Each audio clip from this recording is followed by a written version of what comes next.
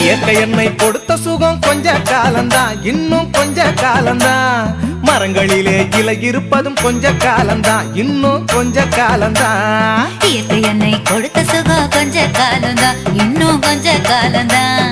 மரங்களிலே இலை இருப்பது கொஞ்ச காலம்தான், இன்னும் கொஞ்ச காலம்தான். மேனி எங்கும் பச்சை குத்திய பூங்காவ பாரு